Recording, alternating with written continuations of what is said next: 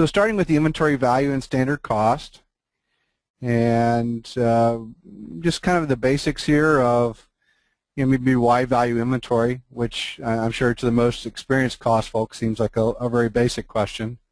To some folks that are maybe in operations or other areas and just sort of newer to the semiconductor or inventory costing, it's an asset, although sometimes you hear accountants joke that it's not really an asset, it's a liability, but it's something basically you get cash for. And from a pure accounting perspective for inventory value, one of the reasons we track it as an asset and hold it is that so we can recognize the cost of inventory when we later sell it. And so we have something that we have a timing need to value the inventory and hold it until a future point in time when we sell it to a customer or when it's used in some other way. And so, some of the more basic examples, and any example can be made tougher. A more basic example would be somebody who's more like a distributor that you might sell to. They buy inventory to sell, they stock it, they market it, and they sell it. And so the inventory comes and goes off their shelves basically in a fairly, more basic transaction. And so, if you think about how simple it could be, we sell the goods at price times quantity. We cost the goods at cost times quantity. And the inventory cost is really the cost of whatever we spent to buy it. Sort of what could be simpler type of thing. So we got our picture of our people in the local grocery store at the corner buying and selling whatever else that comes into the store. If you take that and put some numbers on it, for the basics here, we've got something where we have 100 units at $20 each that we bought. And so we have $2,000 worth of inventory potential to sell. And then when we go to sell it, we have the $10, 10 units, say we sell at $40 each. So we have revenue of $400. Our cost of goods is the $20 per unit, and so that's $200.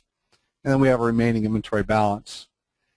Some things work forever, and the little T account model at the bottom shows the values coming in and out of the goods in a simple world where we purchase 100 units and we have $2,000 of inventory, and then we spend some cash on those, and we do a sale.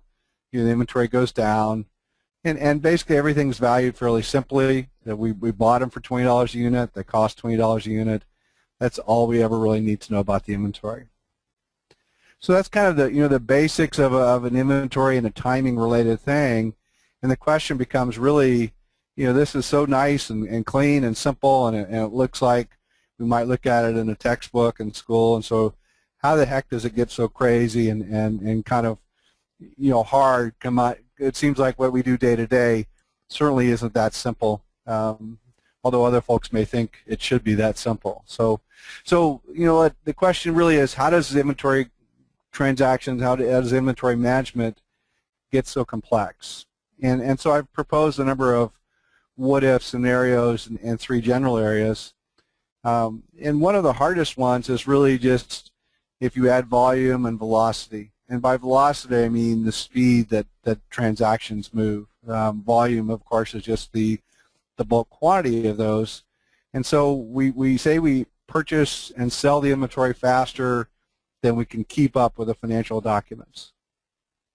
Say the transaction volume is so high that we can't keep up. So the volume velocity, say the purchase price varies time to time, and so now we have faster procurement with multiple prices, and maybe even the prices change by timing within the quarter because we negotiate agreement with our supplier that says if we buy so much per quarter we get one price, and we buy even more we get a better price.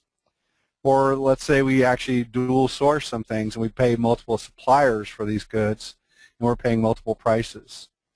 And so now we've taken our simple model and added, multiple prices so we don't get a single price, volume and velocity, where it gets to be hard to keep up.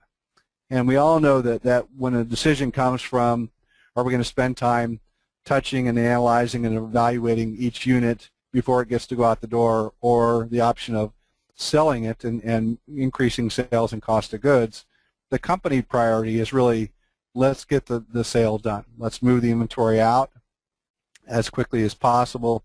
Let's turn it back into cash, and let's keep the company moving forward. Second thing is really this market timing, which is that you have a couple of things here, and these are just examples. So there can be a whole lot of things like this, but the customers don't buy the way you sell. Customers have their own timing and their own plans and their own way that they want to do things, and so they're not going to buy things in even lots the way that you purchase them. They're not going to buy things in any sort of manner that matches how data comes in, and so we don't have a clean match between these things, and so that adds some complexity. Or let's say we actually sell through a distributor to an end customer, and now the distributor has the ability to return goods to us, and so we have things that we maybe bought at one price and we send them to a distributor and then they send this back to us, but at this point we're buying those goods for a totally different price, and so we have this sort of inventory return policy, this returns that even customers might return things for goods and so on, and so we end up with all this, some additional complexity that just happens because of buying and selling goods in the market. And the third one is production, and that's where we're going to spend some time on today. Is really, I mean, one of the things we have in the semiconductor industry is 1 + 1 doesn't equal 2, because we have yield in the process. But there are just sometimes where the inputs don't equal the outputs in a literal sense. We put 2 units in, we get 1.5 units out, and so it doesn't match exactly. So our inventory trace from what we thought was a clean transaction gets a little muddied, and we have these multiple input steps or production steps, and so we might add value at 2 or 3 different steps, and so now the question becomes, what is the value of the inventory? It's not as simple as we bought it and we sold it. We have all these different production steps to account for. So we really have this nice clean concept of inventory comes in, we're going to postpone recognizing it on our profit and loss statement until we get the timing when we make the sale.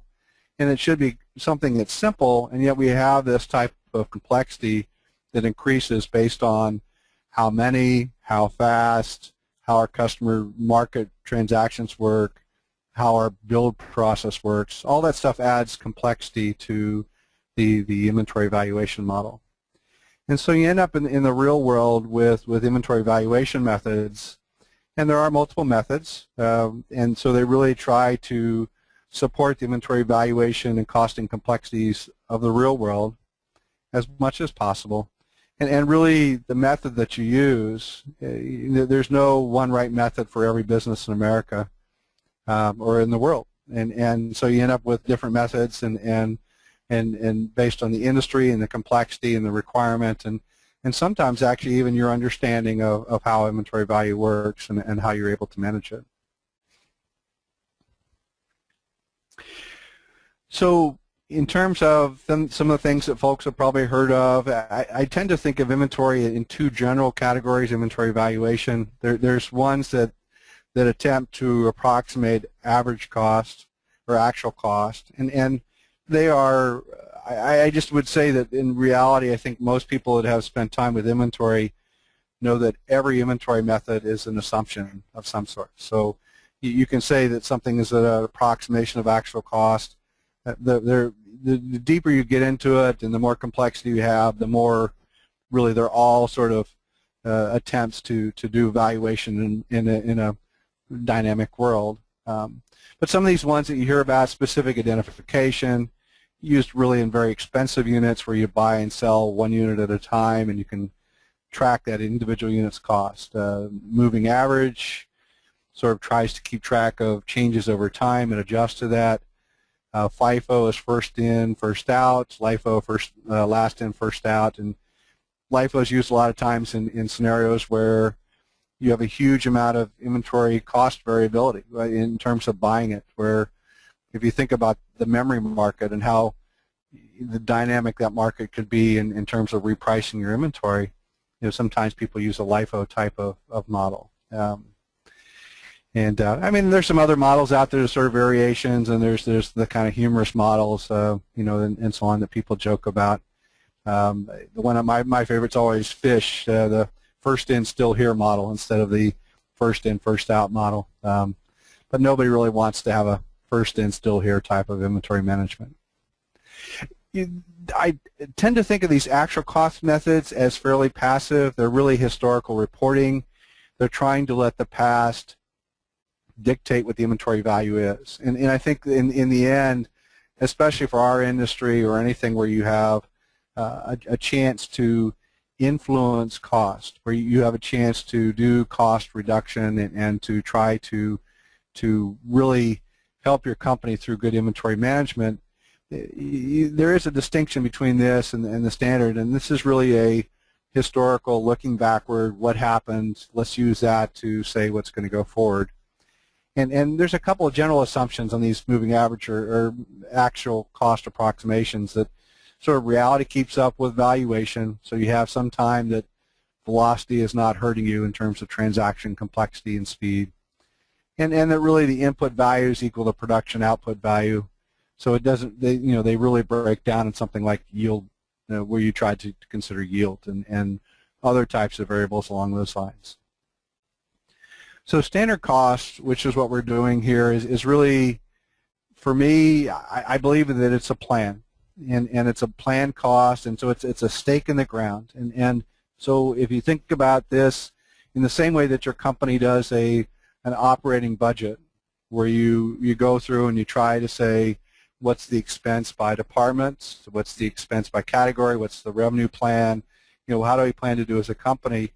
Standard cost is that same type of plan for inventory, where you are looking forward and you are saying, I'm going to make a stand. I'm going to use make an educated decision that says my cost will be this over this next quarter or this next 6 months or this next year.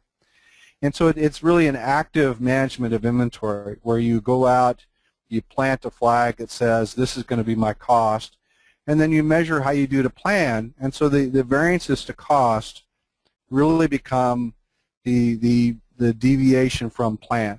And I think sometimes people try to eliminate variances, and in some ways eliminating variances means that you're good to holding to your plan.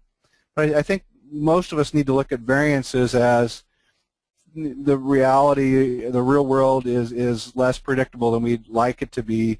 And what do the variances tell us about how we're doing against plan, and how we might want to consider the next time we plan, are there different directions that we need to consider? So if yield is running better than expected, that's a beautiful thing, and has a huge impact on reducing our cost of inventory.